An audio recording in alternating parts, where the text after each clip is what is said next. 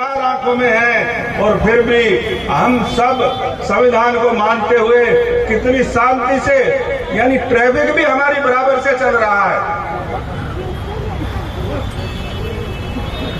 क्या इन पुलिस वालों की, इन कानून के रक्षकों की, उन ऐसी सभाओं में भी इस तरह वो कर सकते हैं? नहीं कर सकते। बहुत सी जगह भागते हुए देखा है।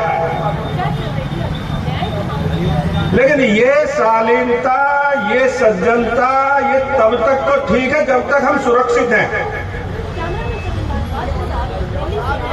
अगर पानी हमारे सर से गुजर गया तो अपने आप पर चिंतन करना पड़ेगा हम क्या हैं। ये जो धरती है जहां हम बैठे हैं, छतरपुर गांव की, ये धरती है जहां हम बैठे हैं मां आद्यकात्यायनी देवी की। सबसे बड़ा मंदिर है यहाँ एशिया का, विश्व का सबसे बड़ा मंदिर है मां कात्यायनी देवी, महिषासुरवर्धनी। ये वो जमीन है। मैं केवल इतना ध्यान दिलाना चाहता हूं कि ये जो आसपास के यहाँ 20-25 गांव है, याद करो अगर कोई बुजुर्ग हो आज से 70-80 साल पुरानी बात, उनसे पूछना आपके घर के आसपास कहीं होंगे तो कि जी एक आए थे सुशील जी, वो कह रहे थे कि याद करो 60-70 साल पुरानी बात, यहाँ क्या था। मैं आपको बताता हूं उनके मन से, उनके दिल से एकदम आवाज निकलेगी कि ये क्षेत्र ऐसा था। बहन बेटियों की तरफ तो किसी की क्या हिम्मत है कि देखे, वो सोच भी नहीं सकता। अगर हमारे जानवर गाय भैंस की तरफ भी कोई देखता था तो उसको नानी याद आ जाती थी। उनकी हिम्मत नहीं पड़ती थी दोबारा उस गांव से निकल जाए।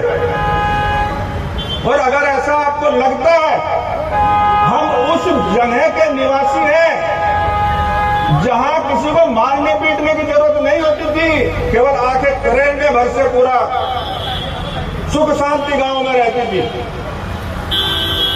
आखिर ऐसा हो क्या गया, आप अंदाजा लगाइए। बहुत ही शर्म और दुख की बात है। क्षेत्र आपका, समाज हमारा, घर हमारी, गली हमारी, जिस मकान में वो आदताई क्रूर हत्यारा मेरी बेटी को लेकर आया, वो मकान हमारा। आप अंदाजा लगाओ, आप सोचो, दिल चीत्कार करता है।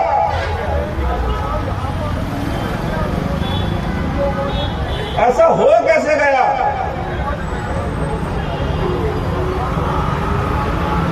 ये केवल हुआ ऐसे कि हमने अपने ऐतिहासिक विरासत, जो हमारा प्रेम प्यार था, जो एक दूसरे को पहचानने जानने की हमारी क्षमता थी, गांव में कोई भी अजनबी आया नहीं। केवल अभी तो गांव की सीमा में आया, पूरे गांव को पता लग जाता था कोई अजनबी आया, कहाँ आया पता करो पहले, ऐसे गांव में प्रवेश न कर ले।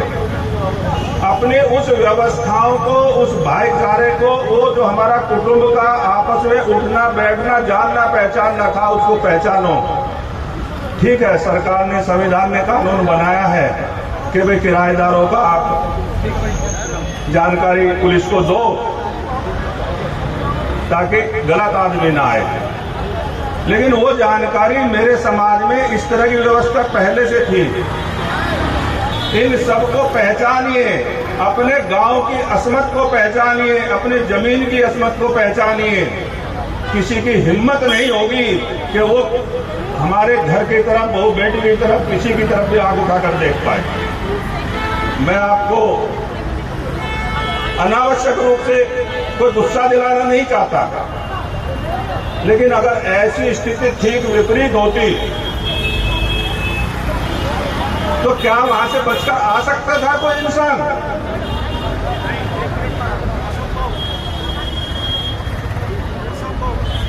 भाइयों, बहुत ही दुख की गहरी बात है, हमने अपने दुश्मनों को पहचानने का तरीका भुला दिया।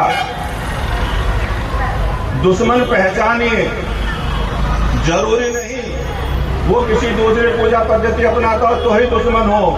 दुश्मन वो है जो इस देश के खिलाफ काम करता है। दुश्मन वो है जो हमारे आपस के प्रेम प्यार के खिलाफ काम करता है। दुश्मन वो है जो हर समय यहाँ विध्वंस और अशांति फैलाने का काम करता है। ऐसे लोगों को पहचानो और जब तक जवाब वैसा ही नहीं दिया जाएगा जैसा जवाब देना चाहिए, मजबूर हैं समाज के प्रमुख, समाज के जो आप लोगों ने अपना नेतृत्व वो बिल समाज में दिया हुआ है। इस तरह से हम बैठते हैं और कितना बैठेंगे? 3 घंटे, 4 घंटे, 5 घंटे, 1 बार, 2 बार, 100 बार बैठने से नहीं होगा। और कुछ नहीं तो इनसे ही पहचान लो। अगर मेरे यहाँ किसी पेड़ पर मधुमक्खी का छत्ता है और किसी ने उसमें कुछ मार दिया तो क्या वो मधुमक्खी छोड़ेगी उसको? तो अपनी ताकत को पहचानो। हमारे बहन बेटियों में कोई कम ताकत नहीं है। हम साल में 2 बार नवरात्रों की पूजा करते हैं, देवियों की पूजा करते हैं। वो इसलिए पूजा नहीं करते कि देवी मेरी बहन बेटी जो छोटी है अबला है, इसलिए करते हैं कि 9 के 9 दिन हमारी देवियों ने अपने विशेष पराक्रम और विशेष अस्त्र शस्त्रों के साथ उन आतताई, दुराचारी, क्रूर जो समाज के विरोधी हैं, समाज के भावनाओं के हत्यारे हैं, उन सब का विनाश किया है।